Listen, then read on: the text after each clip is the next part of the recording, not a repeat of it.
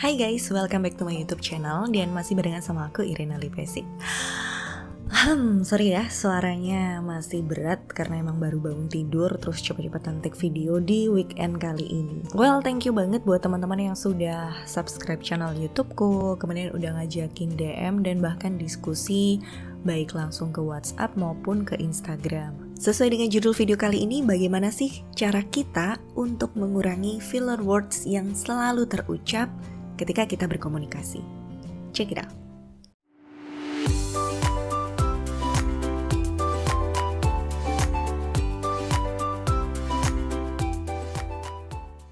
Seperti yang aku bahas di opening tadi, bagaimana sih cara kita mengurangi filler words? Sebelum kita menciptakan solusinya, kita cari tahu dulu nih, apa yang dimaksud dengan filler words.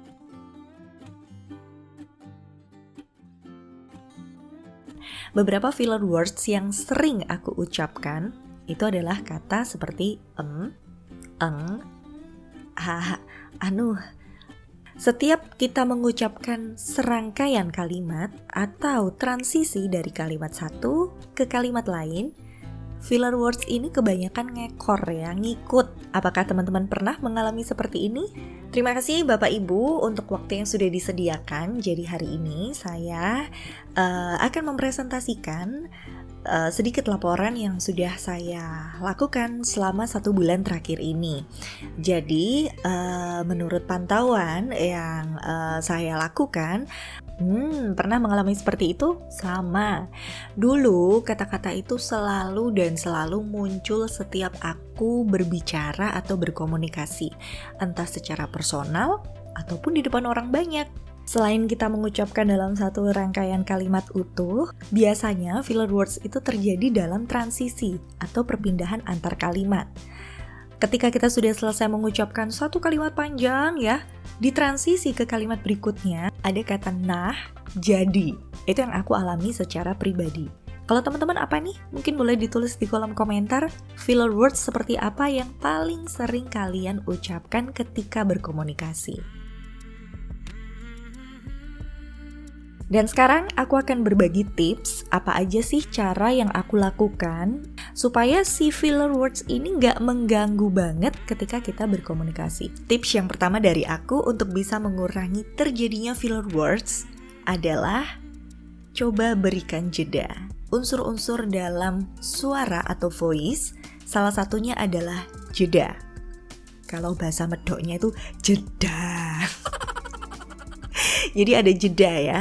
Jeda ini fungsinya untuk apa sih? Supaya kita punya rem dalam speed bicara kita yang terlalu cepat.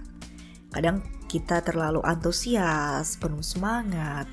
Kita tuh kalau ngomong, udah kayak orang dikejar maling ya, lari cepet gitu. Nah, di situ pentingnya sebuah jeda.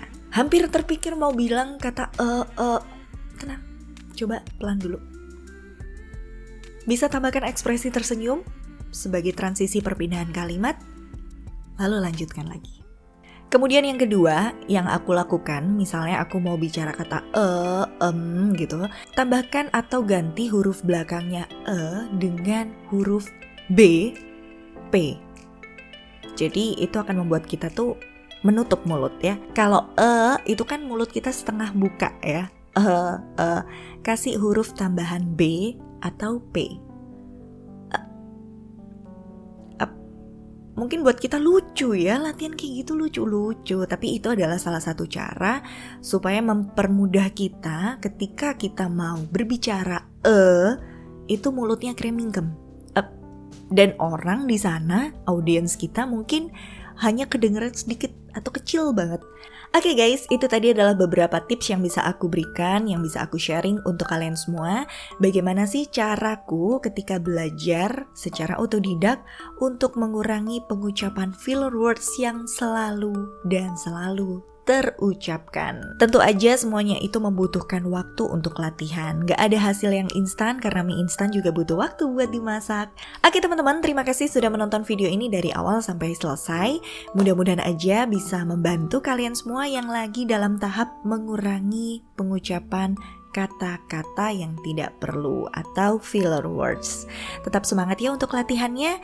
Kalian juga bisa meninggalkan jejak di kolom komentar Apakah kalian setuju kalau Ire melakukan live streaming? Dan kira-kira menurut kalian, kapan sih waktu yang tepat untuk kita bisa sharing secara online?